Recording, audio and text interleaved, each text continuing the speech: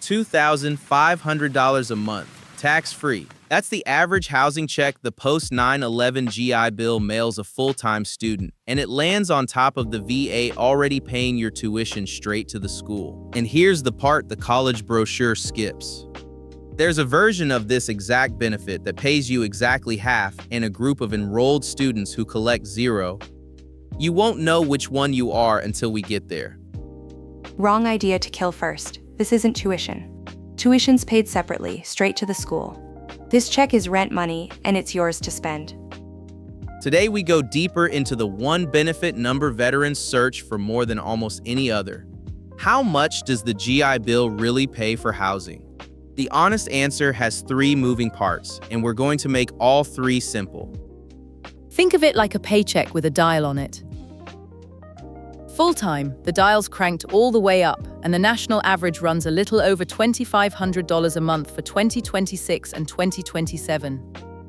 And where does a student's rent check reach $2,500 a month? It's borrowed straight from the military pay tables. The VA sets your rate to the housing allowance a mid-career sergeant with a family would draw in your campus's zip code. Expensive zip, big check. Cheap zip, smaller one. That number is the whole ball game. And it's still the smallest part of the story. Hold on. A married sergeant's rate for a broke 18-year-old freshman in the dorms? The very same. That's the design, not a loophole. Your dorm doesn't set it. The zip code does. Careful with two words though. Online only. Go 100% online and this check is cut in half, on purpose. On active duty, it's zero. So step 1, before you pick a school or a schedule, is find out what your zip and your course load actually pay you. We put a free GI Bill housing walkthrough in the calculators at military.professorerica.com, so you plan with a real number instead of a guess. One question sits under every video on this. Nora, you kept circling it in the comments, so put it to everyone straight. Happily, because it's the one that decides everything else. People type it word for word. How much does the GI Bill actually pay for housing? And the real answer is, it depends on three things, and once you can name them, you can predict your own check. 3 dials: your enrollment, your zip code, and whether you're active or a veteran. Let's turn them one at a time.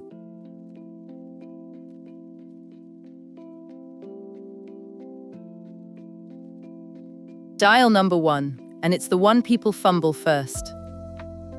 It's called your rate of pursuit, which is just a formal way of asking how full your schedule is. The VA counts your credits, works out what fraction of a full load you're carrying, and pays your housing on that fraction. Skip this and you plan your whole life around a number that never shows up. And there's a cliff in it. More than half-time, or nothing. Wait, say that plainly, because it sinks people. You mean a student can be enrolled, paying, sitting in class, and still draw no housing money at all? Exactly that. Your rate of pursuit has to be more than 50%. Land at exactly half-time or below, and the housing allowance is a flat zero. You still get tuition. You get no rent check. Then I had the edge of that wrong in my head, and I'll own it. I always pictured half-time still paying something small. It doesn't. Below the line is nothing. So walk them up the ladder. Above the line, what does the money actually do? Above the line, it slides. Clear the 50% bar and the VA prorates the check to how much you're carrying. 3/4 time pays you about 3/4 of the rate. Full time pays the whole thing. So picture it as a dimmer switch, not an on-off button. Above the cliff, dial your enrollment down and the whole check dims right along with it. That handle is worth real money. I'd protect a full-time schedule the way I protect soda bread Saturdays, because dropping one class can quietly shave your rent for a whole term. Both things are true here. Full-time protects the check, and life sometimes forces a drop. Just drop with your eyes open. That's the rep for this dial. Before you drop below full-time, ask what it does to your housing check first. Now, the number that decides how big that check even is. Let me pause for just a second, because this genuinely helps. If you are getting value here, hit that like button, then subscribe and ring the bell. It costs you nothing, and it is the single biggest thing that keeps these videos coming.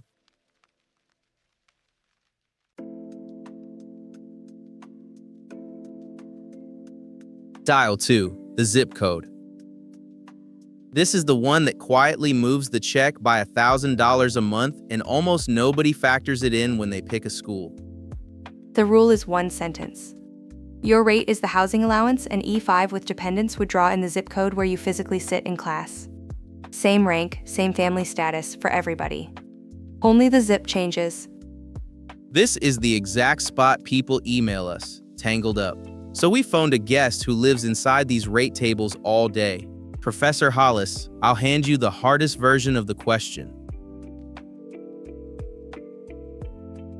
Happy to take it. Here's what I tell every student. 2 schools can offer the identical degree and pay housing that's $1,000 a month apart, purely because of where the classroom sits. Take the same major in 2 towns that even share a name, Manhattan, New York, and Manhattan, Kansas. In Manhattan, New York, the campus ZIP sits in one of the priciest housing markets in the country, so the rate rides near the top of the table. Now the same degree in Manhattan, Kansas. Wonderful school, much cheaper town, so the very same E5 rate is far lower. Same benefit, same student, a housing check that can differ by half. So is the honest move just to chase the most expensive city you can find? Careful there, and this is the trap. A bigger check in a pricier city can vanish into a pricier rent. The rate tracks the cost of living, it doesn't beat it. Pick the school that's right, then know its number cold. Don't move to a city just to farm the allowance. So that's the one thing I'd leave with anyone. Find your real number first, then pick the school. Thanks for having me on. Appreciate you, Professor. Real numbers over guesses, every time. And that squares with something small but telling? It's like tea and steep times, isn't it? The strong number isn't automatically the better cup once you count what it costs you to sit there, yes. That's what I was reaching for. The rate is only as good as what your rent eats. Both numbers matter, not just the big one. So how does a normal person actually find their real number instead of guessing? That's the panel's question, and I want a straight answer to it. You look it up before you commit, not after. The VA runs a free GI Bill comparison tool. Type in a school and it estimates the monthly housing rate for that exact campus right here. Circle that step. Before you sign anywhere, run your campus through the tool and write the number down. Then you're choosing with facts.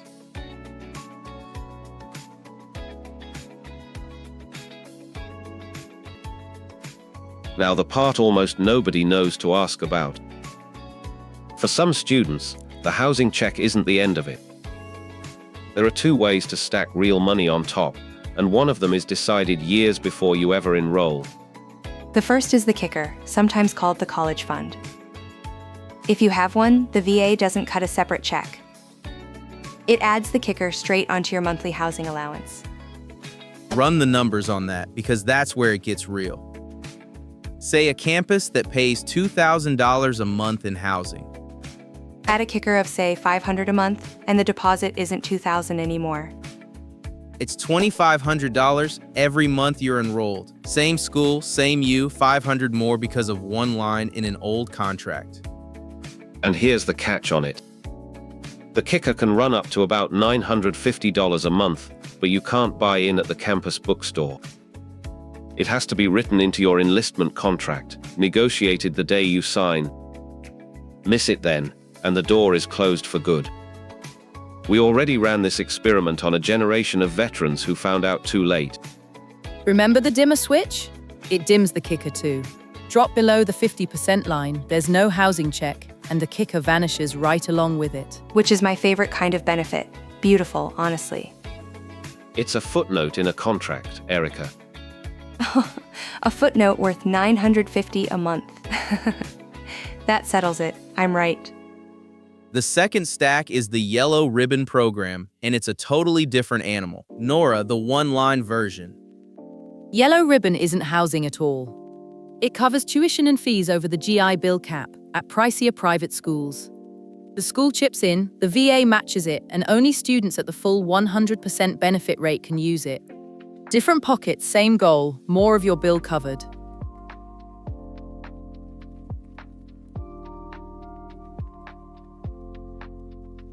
Now the half I promised you up top, and the 0. Dial 3, and it's the one that surprises people the most.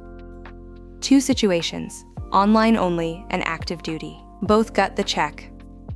Take the online one end to end and lead with the punchline. Go 100% online, no in-person class at all, and the VA pays you exactly half. Here's why it lands there. With no campus to sit in, there's no zip code to anchor your rate, so the VA drops the location math and pays a flat national number instead, set at half the national average. For the 2026 to 2027 year, the average runs about $2,500, which puts the solely online student near $1,261 a month. Same degree, same effort, half the housing money, purely for choosing your couch over a classroom. So the couch costs you half your rent. For 2026, that's about $1,261 instead of the full location rate. Brutal way to put it, and it's fair. There's a lever though. Attend even one class in a real classroom and you're no longer solely online.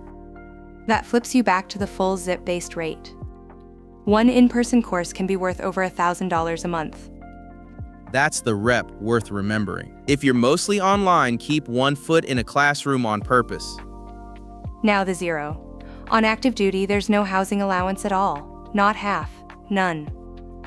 And the family cases surprise people most. A spouse using transferred benefits while the service member is still on active duty gets tuition, but no housing check because the sponsor's still serving. There's one mercy in the rules though. A dependent child using those transferred benefits can still draw the housing money even while the parent is active. Spouse waits, child doesn't. It's a strange line, but it's the line.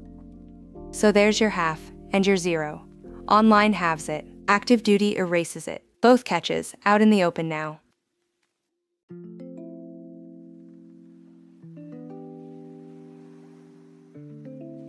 So here's the fork this whole video has been walking toward. You're planning your degree. Do you live near campus for the full housing check or study online and accept half? Nora thinks the full check is worth rearranging your life for. Lewis says half in your pajamas can beat full with a commute. I'll moderate and give you the verdict. Nora, open.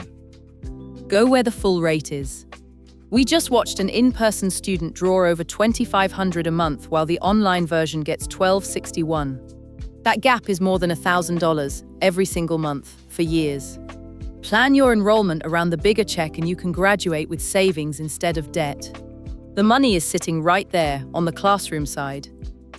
And that's exactly the sale I'd slow down. You named the check and skipped the rent under it. A pricey campus zip pays a big allowance because that town is expensive to live in. Take the online path, keep your job, stay in your cheap apartment, and half a check you fully keep can beat a full check a landlord eats. The question isn't which number is bigger. It's which one is left at the end of the month. Hold there, Nora. Before you answer, who's the online path actually right for? The working parent. The person who can't move, can't quit, can't sit in a room at 10 a.m. For them, online isn't the lazy option, it's the only option, and half a check plus a paycheck genuinely can win. And that's the concession I wanted. Online isn't worse. It fits a different life. But flip it back. A 19-year-old with no job and no lease choosing online to sleep in? That kid is walking away from $1,000 a month for nothing. For them, moving to campus is the obvious win. Circle that. On that student, you're right, and I won't dress it up. If you're free to move, and you've no income to protect, chase the full rate. The savings dwarf the inconvenience. Then here's the verdict, and it's not one size. The GI Bill rewards the classroom. That's just the math. So if you're free to live where you study, go in person and take the full check. If real life ties you down, online plus the salary you keep can absolutely win. And whichever you pick, use the lever we gave you. One in-person class flips online back to the full rate. Don't leave that on the table.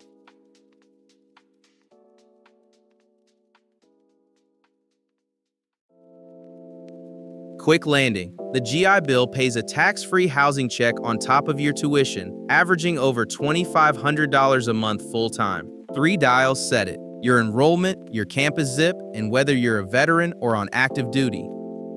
Here's the move for tonight, and it takes 10 minutes. Before you enroll anywhere, run your school through the VA's free comparison tool and write your housing number down. Guessing is how people plan around money that never arrives. Circle 2 dates while you're at it. The August 1st rate change every year and your own enrollments start because a partial month pays partial rent. Only after that do you really know your check. And the kicker is the smallest part of the story that isn't small. Up to $950 a month, but only if it's already in a contract you signed. If you have one, protect it by staying above half-time. If this cleared up a number you'd been guessing at, tap like so the next student trips over it too. And subscribe, because next time we open up the tuition and fees side of the GI Bill in the yellow ribbon schools that can cost you almost nothing, and a couple of those numbers genuinely surprised me. Here's the fork we genuinely can't call for you. Would you take an online degree at half the housing check to keep your job, or move near campus for the full one? Tell us below. One rep at a time, one form at a time. Go. 8.8, Chris. I would say a 9, but I want you to keep trying harder next time. This is Professor Erica. Thanks for watching and signing off.